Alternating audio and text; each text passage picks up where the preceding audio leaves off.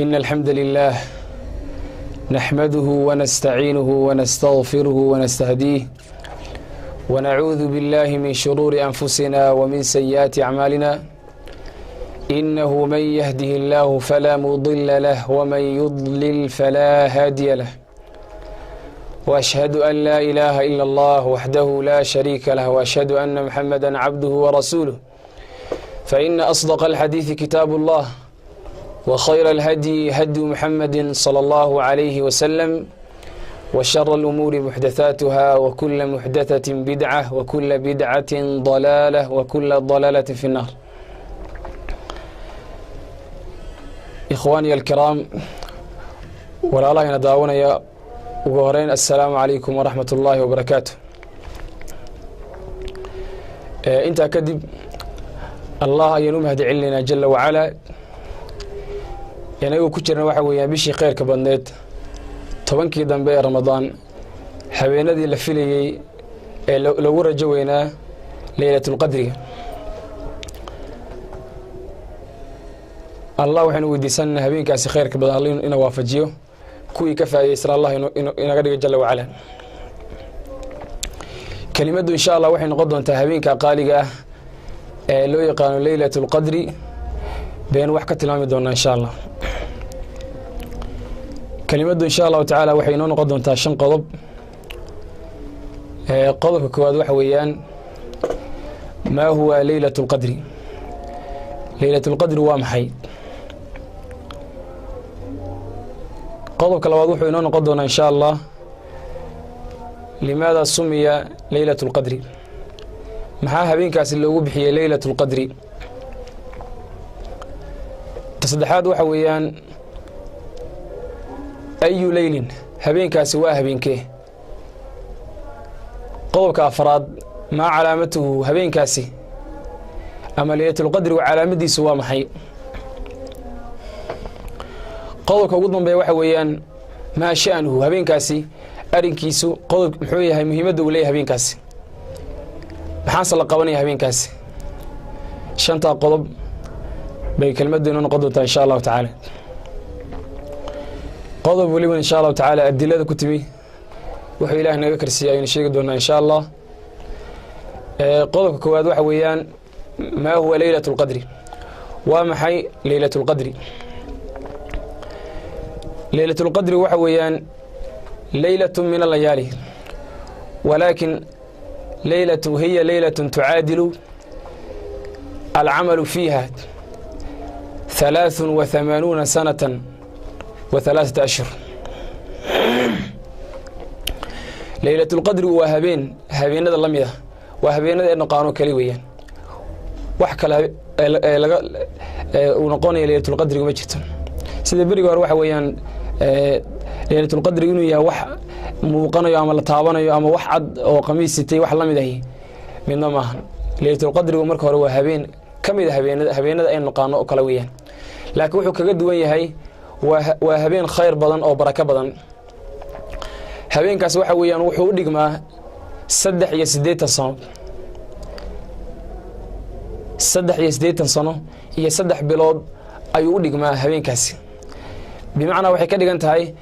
أذيقوا وحويان صدح يسديت الصنو هي صدح بلاد نولاده أعماشي أد قبل لهيت هي هبين كاس أعماشي أد قبل نسا يا سب يجمع يسكمل نقنيه marka waxa weeyaan waa habeen aad u barakeysan xagga bilahan ay quraanka cabiray waxa weeyaan ilaa 1000 bilood buu dhigay habeenkaasi marka Laylatul Qadrigu marka si kooban looga jawaabo waa habeenada kamida laakiin waxa weeyaan uu ka khayr badan yahay uu ka baraka badan yahay barakadiisa waxa weeyaan wuxuu u dhigmaa 1000 bilood xagga sanadka marka loo rogan waxa weeyaan 83 sano iyo 3 bilood ayuu la mid yahay بمعنى وحي كده أنت هاي هر صادود وهبين كأتكتو أما صدقاء الله بحضه أما الله بريده أو أدعو عيسته وحي قد أنت صدح يسديت الصنوات الله بريسي أما أتكنيسي يصدح بلوض الإرادة الله صعد أيودي هبين كاس الله جل وعلا يسوي هبين كاس قيمة بدن تلمامي وحي في سورة القدر ليلة القدر خير من 1000 شهر. ليلة القدر خير وحو كخير بديهي من 1000 شهر كن بلاد buu ka khayr badan yahay laylatulqadrigu. marka qur-aanka muusan cabirin laylatulqadrigu inuu yahay 1000 bilood mid la mid ah, laakiin wuxuu qur-aanka cabiray waxa weeyaan laylatulqadrigu 1000 biloodba inuu ka sii khayr badan yahay buu laylatulqadriga cabiray, ayuu alla jalla wacala ka cabiray. marka habeenkaas waa habeen aad u qiimo badan weeyaan. qodobka labaad wuxuu inoo noqon doonaa insha allah limaada sumiya laylatulqadri, maxaa loogu bixiyey laylatulqadri. culimadu waxay tilmaamaan ilaa 3 macaani ayay tilmaamaan oo qur-aanka uu ku yimi macaanidaasi 3dahi. ereyga qadri waxa weeyaan qur-aanka wuxuu ku yimi ilaa 3 macno ayuu ku yimi.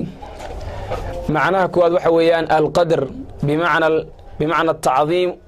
watashriif, inuu yahay qadri oo ah weynaantii, wax weyn inuu yahay ayuu ku yimi xagga luq ahaan. qur-aankana taa waa lagu isticmaalay fii suurati zumar. alla markuu ka sheekeynayey gaaladu waxa weeyaan inaysan alle xaqii u mudnaa ee weynayntiisa inaysan la imaanin, alle wuxuu yidhi jalla wacalaa wamaa qadaru llaha xaqa qadrih, wamaa qadaru llah,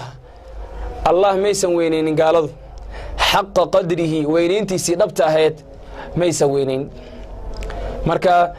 habeenka marka waxa weeyaan in loola jeedo laylatulqadri,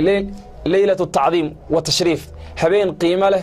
oo qiimo badan oo sharaf badan oo habeenada kale waxa weeyaan uu ka qiimo badan yahay, maadaama habeenkaas uu dhigmo 1000 bilood wixii la qabanayay inuu habeenkaas u dhigmayo.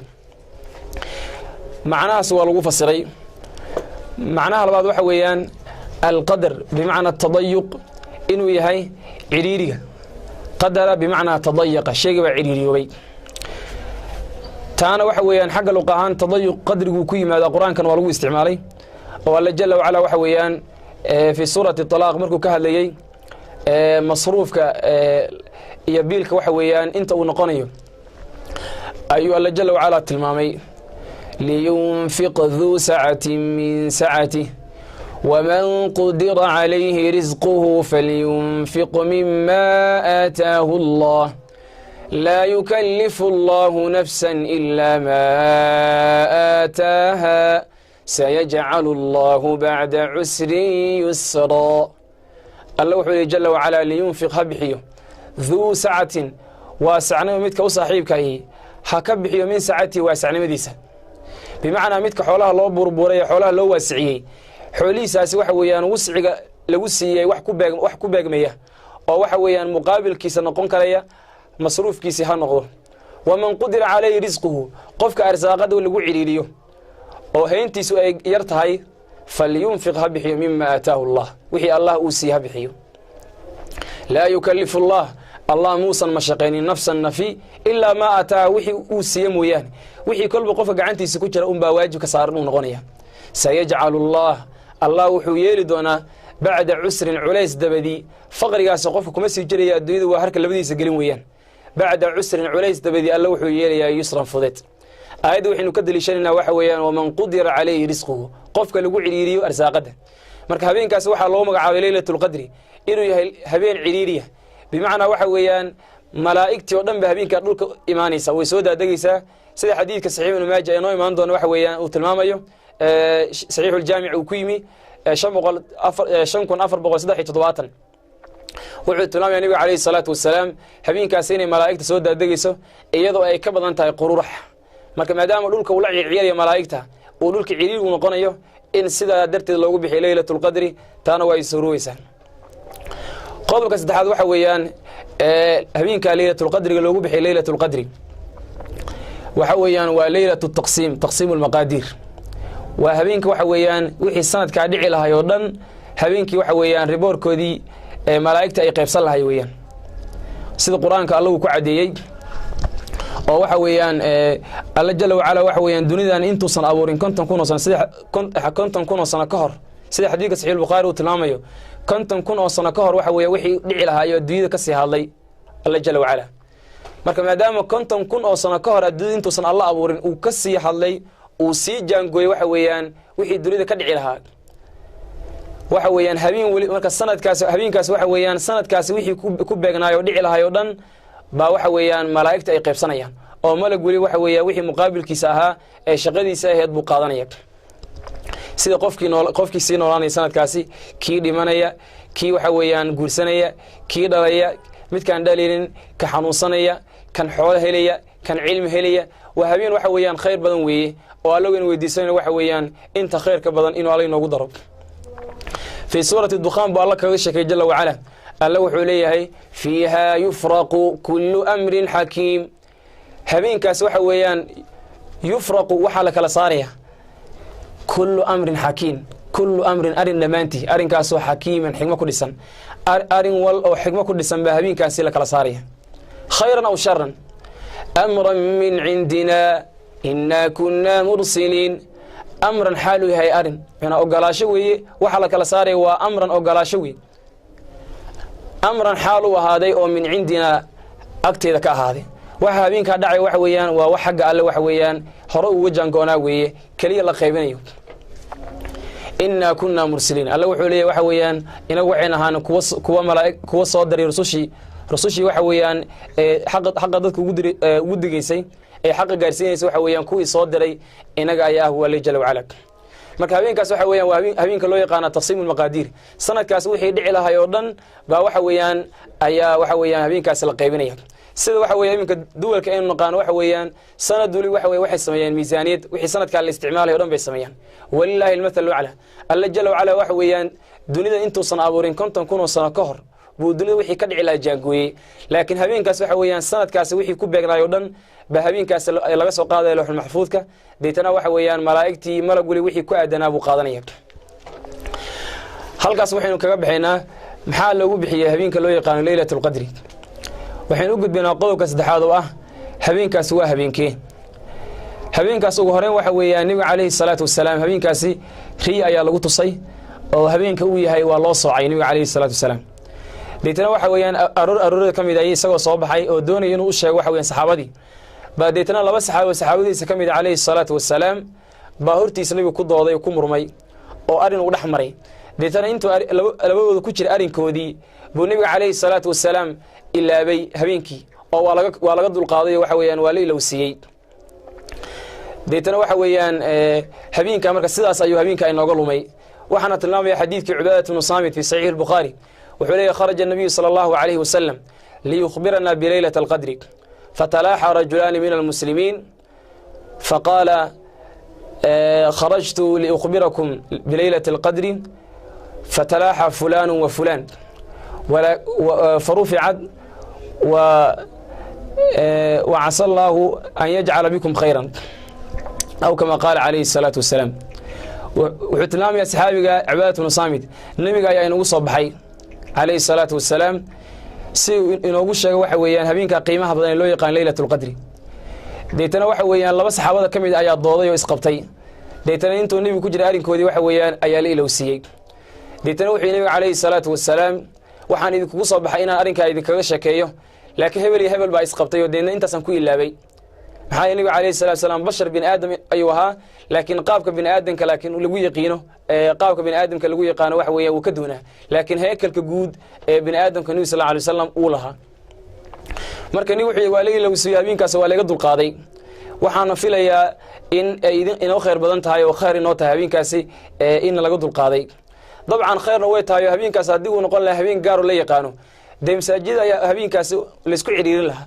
inta kale waxa masaajida way marnaan lahayn laakiin waxa weeyaan habeenadaas oo dhan baa la dadaalaya marka waxay ka dhigantaa baadin inaan lahayn bay agtaala way ka dhigantay habeen gaar loogu soo hagaagama lahan qofku markuu ku qasbanaanaya inuu habeenkaasi waxa habeenadaas oo dhan uu dadaalo deena dadaalkiisa tiro badan leh meel cidlo ku dhicimaya habeen buu noqonayaa mid uu ku beegmay inta kale waxa weeyaan khayr iyo ajr uu shaqaystay uu noqonaysaa habeenkaas marka haduu lumay xagee baa lagu tuhmayaa xadiidka Aisha ay soo warinayso fi sahihayn وحلى النبي عليه الصلاة والسلام كان يجاور في العشر الأواخر من رمضان وكان يقول تحروا ليلة القدر في العشر الأواخر من رمضان النبي وحوها رمضان تونكي صدام مثل لجهر نقضة بمعنى اعتكاف جري وحونا هميدير هذا كد ذال ليلة القدر طبعا كضمي كقد ذاله بمعنى طبعا كوضم يا رمضان وكل حجراه كد ذال بورج النبي عليه الصلاة والسلام طبعا كاس وحويان هذا واحد طبعا كسي عدي حديث عائشة ورث في صحيح البخاري وحولي النبي عليه الصلاة والسلام تحروا ليلة القدر في الوتر الأواخر من رمضان waxaad ku dadaashaan waxa weeyaan laylatul qadriga tirada kala dhiman ee ugu dambeysay Ramadaan oo ah tirada kala dhiman 22ka 23ka 25ka 27ka 29ka tirada kala dhiman waxa weeyaan ku sii dadaala tiradii waxa weeyaan kala dhineed baa waxa weeyaan adiladii qaarkeed si cadaysay sida xadiidka ibn Abbas ee fi sahih Bukhari ku jira wuxuu leeyahay nabiga kaleey salaatu wasalaam iltamisuha fi al-ashr al-awakhir min Ramadan laylatul qadri fi tasi'atin tabqa في سابعة تبقى في خامسة تبقى وحولي النبي عليه الصلاة والسلام ليلة القدر واحد كرر ديسان طوان كدمي رمضان قارها واحد كسير ديسان سغال هدي سغال هدي واحد لولا جيدا هبينك كوي لواتناد مركا لتاقين سغال بهاريسا هدي بشي صدن كل ماتو مركا هبينك كوي لواتناد في سابعة تبقى تضبها هاريسا او هبينك سدحي لواتناد في خامسة تبقى شن هاريسا او هبينك شن لواتناد marka xadiidkan wuxuu sii cadeeyay tiradii kala dhineed buu sii tilmaamay tiradii naftigeedu waxa weeyaan xadiista qaar kood baa hadana si magac dhawday sida xadiidka Bukhari ku jira min xadiis Abi Sa'id al-Khudri wuxuu leeyahay saxaabiga Abi Sa'id al-Khudri radiyallahu anhu nabiga kaleey salaatu wasalaam baa habeenka laylatul qadriga ay marka rayada lagu tusay astaama ayuu lahaayo deetana astaami uu inoo sheekeeyay in aroorteedaas waxa weeyaan isagoo dhoobo ku sujuuday uu ku riyooday deena habeenkii baan calaamaystay oo deena aroortii waxa weeyaan isagoo dhoobada ku sujuuday baan arkay habeenkan wuxuu ahaa habeenka 22aad marka saxaabiga wuxuu tilmaamay habeenkaaba inuu ahaa habeenka 22aad xadiid kale waxa jiray sanad imaam ad-Dabrani uu soo saaray marfuuca min xadiisi ibn Abbas radiyallahu anhu wuxuu leeyahay nabiga kaleey salaatu wasalaam min xadiisi Muawiyah radiyallahu anhu wuxuu leeyahay nabiga kaleey salaatu wasalaam iltamisu laylatul qadri fi laylati 27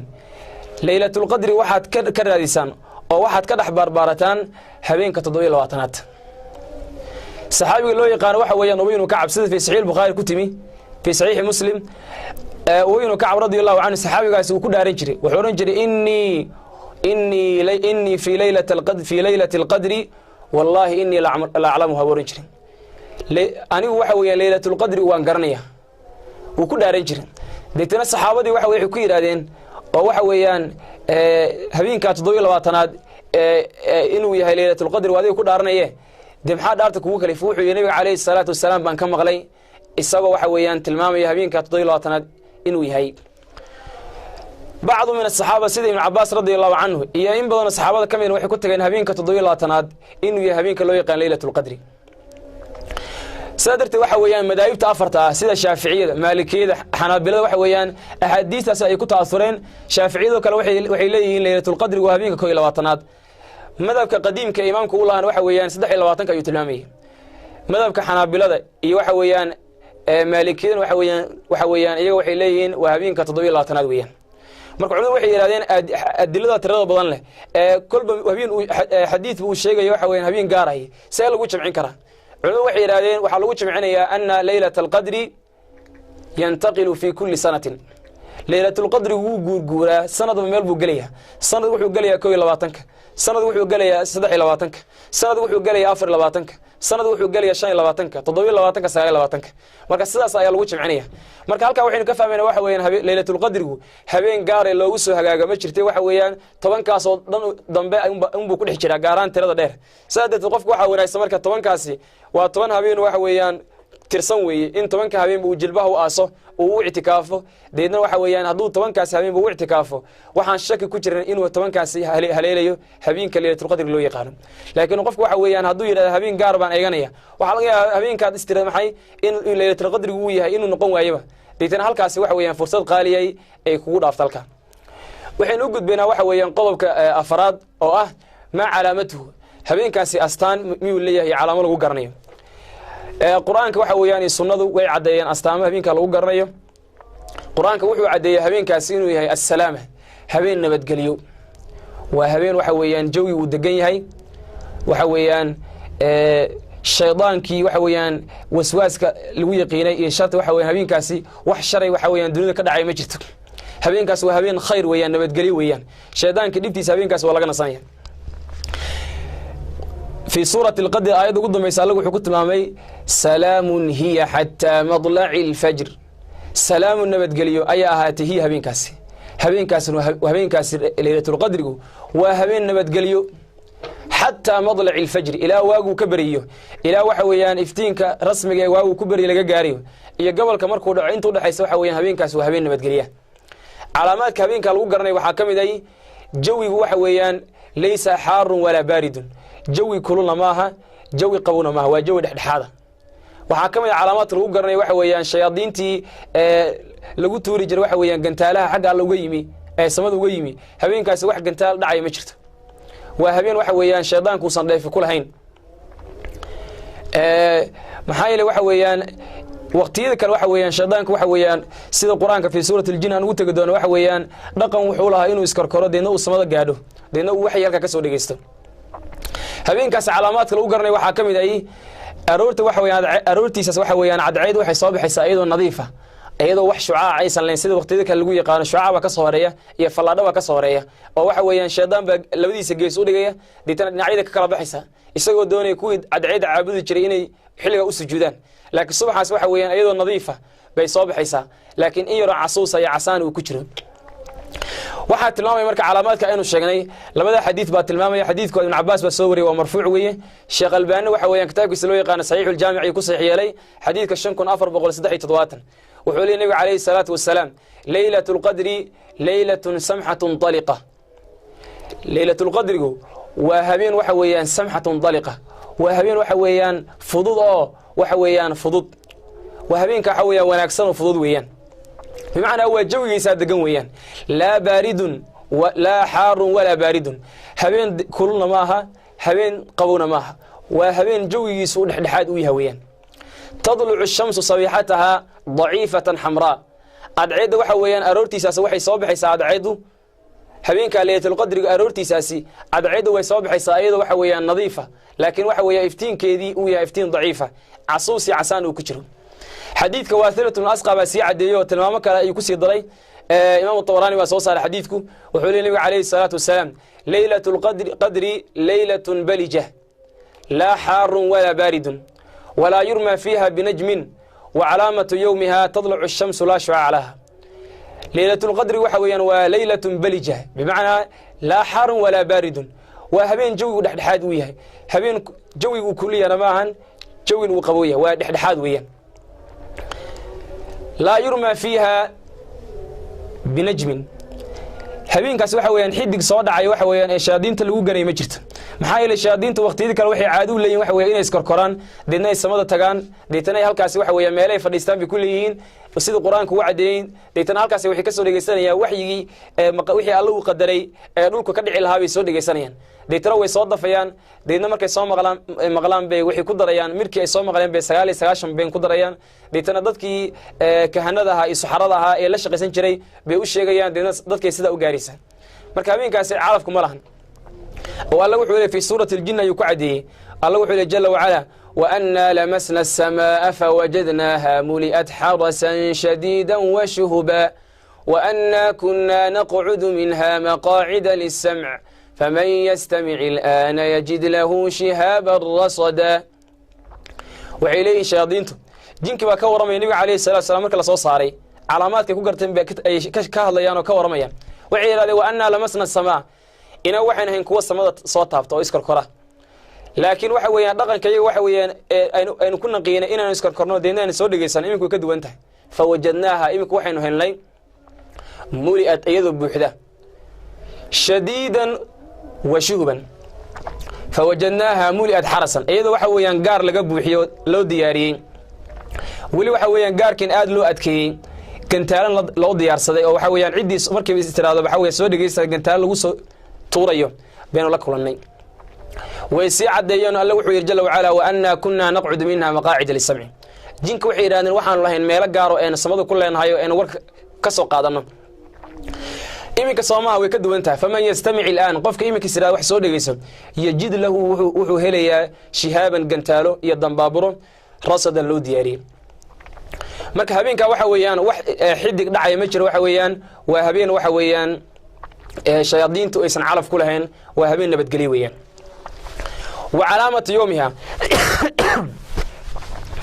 وعلامة يومها waxa weeyaan aroorta waxa weeyaan laylatul qadri habeenkaas aroortiisa cadceeda soo baxaysa waxa calaamad lagu garanayaa laa shucaaca laha cadceedda baa soo baxaysa wahiya laa shucaaca laha iyadoo wax shucaaca iyo falaad ay leedahay aysan jirin sida subaxyada kale usoo baxdo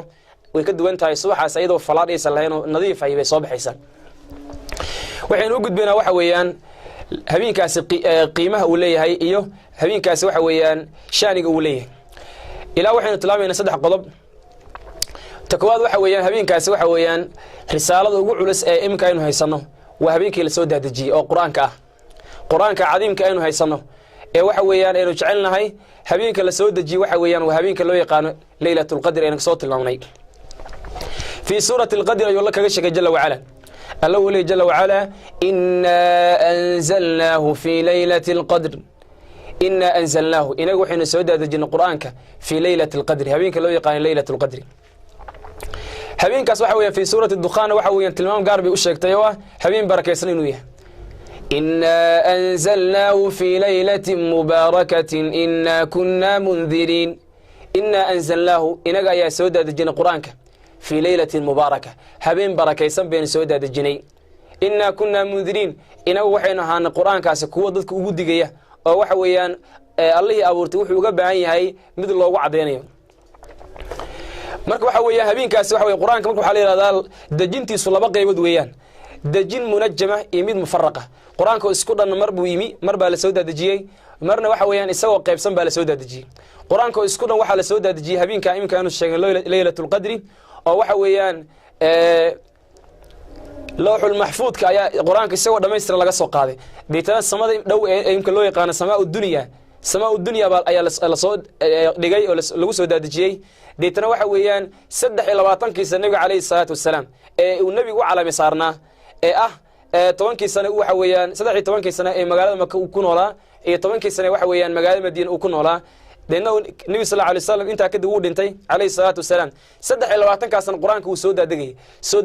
marka waxa loo yaqaanaa nuzulan mufarraqan waa soo degitaan waxa weeyaan kala baxsan weeyaan sadartay gaalada waxa weeyaan waxyaalaha nabi sallallahu alayhi wasallam ku dacaydeen waxa kamid ahaa quraankan uu leeyahay waxa weeyaan muddada dheer kolbi uu soo daadegaya oo waa lagu soo dajiyay waxba uu soo dego oranayo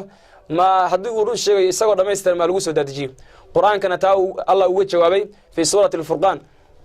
الله وحده جل وعلا وقال الذين كفروا لولا نزل عليه القرآن جملة واحدة كذلك لنثبت به فؤادك ورتلناه ترتيلا وقال الذين كفروا كوي قالوا وحي أرنيان لولا نزل عليه القرآن قرآن كأوليها وحويا قلب وحبا يوسو دادقي أو يوسو دادجي هدي لو سو دادجين لها جملة واحدة isagoo dhamaystiran mar qor hadii lagu soo dadjin lahaa sidaas waxa weeyaan ayaa wanaagsanaan lahayd waxayna ka turjumaysaa inuu run sheegayo sidaas bay oran jireen